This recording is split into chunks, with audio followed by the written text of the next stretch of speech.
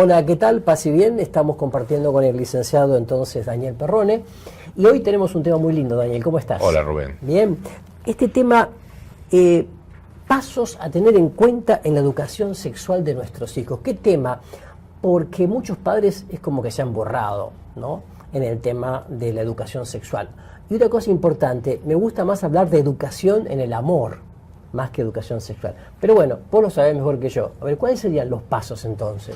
Y las edades y todo eso, ¿no? Yo creo que hay una cuestión interesante en esto, y es esto mismo que vos decís, esto de los padres se han borrado, ¿no? Muchas veces hablar de sexualidad con nuestros propios hijos cuesta una enormidad. Yo tengo la experiencia en mi propia vida, ¿no? Estoy acá hablando contigo y con el auditorio. Hijos? Tengo dos hijos. Dos hijos. Y cuando me tocó a mí el trabajo, di muchas vueltas. Me acuerdo particularmente con mi hija, que me encontré en la situación y después de dar tantas vueltas la invito a tomar una gaseosa y me siento en la mesa y me puse a llorar. Mirá.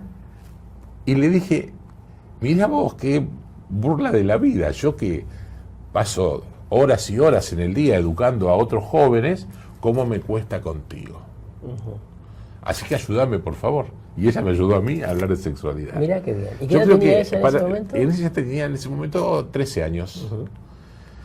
A mí me parece que esto es un tema, para mí fue muy iluminador esta experiencia. Cuando tuve que preparar este tema, que para otras ocasiones o para esta de ahora, me evoca esto de, hablando de los pasos ahora concretamente, del primer paso a tener en cuenta. Hay un primer paso que tenemos que dar los padres.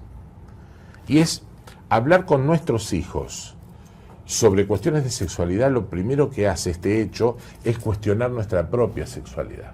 Claro. Nuestra propia educación en el amor. ¿Qué es lo que hemos recibido?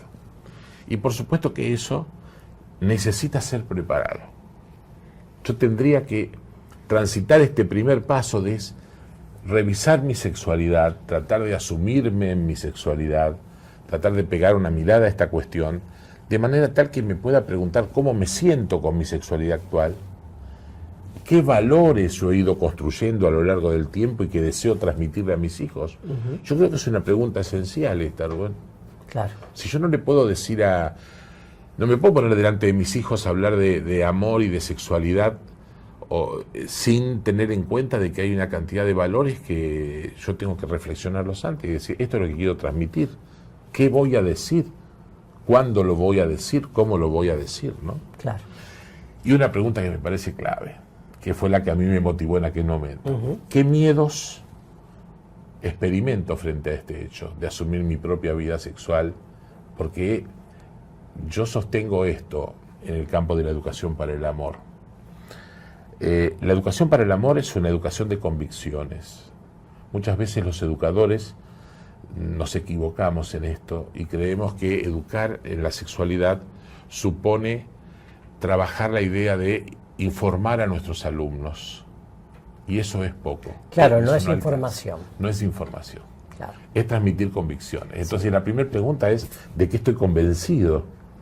Claro. Este es el primer paso. Yo no puedo salir a hablar con mi hijo si no me pregunta. Al docente le pasa lo mismo en el aula. Yo suelo decirle a los docentes cuando estoy en algún taller, ¿de qué está convencido usted? ¿Qué es lo que va a transmitir? Claro. Y una cosa, por ahí confundimos educación, sexual, educación con el amor. Entonces dice, a ver, está en la pubertad, 11, 12 años, tengo que hablar del tema. Sin embargo, la educación en el amor comienza desde que prácticamente el niño nace.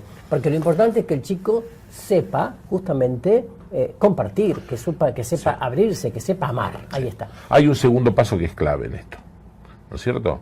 Y que es formar. El primero es revisar las convicciones. El segundo paso es formar. Yo cuando voy a trabajar transmitiendo convicciones a mis hijos, a mis alumnos, tengo que pensar que estoy haciendo una tarea formativa. Perfecto. Tengo que preguntarme cómo, cuándo, qué valor estoy transmitiendo, marcar cuáles son los límites. Quien forma también debe poner límites. Claro, el límite del no, pero también el límite del sí. Los educadores solemos quedarnos con un concepto falso del límite. Es decir, todo lo que no se hace Y eso no es poner límite, eso es una parte del límite. Yo para trabajar un límite con mis hijos, tengo que empezar por formarlos para que sepan qué se hace. Claro. Exacto. Por dónde sí. Como decir que toda educación para el amor comienza por decir, a ver, dejarse amar y amar. Exacto. ¿No? ¿Y esto dónde ocurre? Esto ocurre en el seno materno. Desde ahí en adelante, a lo largo de toda la vida. Porque esa es la mayor convicción, ¿no? Y Exacto. sobre todo para un cristiano. Exactamente. Es decir, soy profundamente amado por el Padre de Dios de manera incondicional, me tengo que dejar amar más allá de las crisis o de lo que no acepto de mí, porque está el tema. Aceptarme es también poner la mirada del Padre Creador sobre mí. Exacto. Es todo un tema, ¿no? Y que resuelve muchísimos conflictos. Y a partir de allí, entonces, también volcar eso que soy original, único y irrepetible, a los demás. Esta sería una buena tarea. Y de los límites es un tema, bueno, para desarrollarlo muchísimo, porque hay miedo al tema límites. Sí. Aparte en las escuelas hoy día, con, bueno, la diversidad y las opciones y los medios de comunicación que dice, bueno, pero le pasa esto, lo otro, algunos padres están desconcertados. Totalmente. ¿No? Porque hemos reducido el concepto de límite a la pobreza de pensar que el límite es marcar todo lo que no se hace. Entonces, eso tiene un sentido punitivo. Qué interesante. Si nosotros trabajáramos un concepto de límite en positivo, claro, enseñaríamos a nuestros hijos por dónde caminar. A ver, ¿cuál sería un límite en positivo, por ejemplo? Un límite en positivo es se ama así, se respeta de esta manera. En casa recibí la vida de mi mamá y papá y por recibirla tengo que celebrarlo y vivirlo.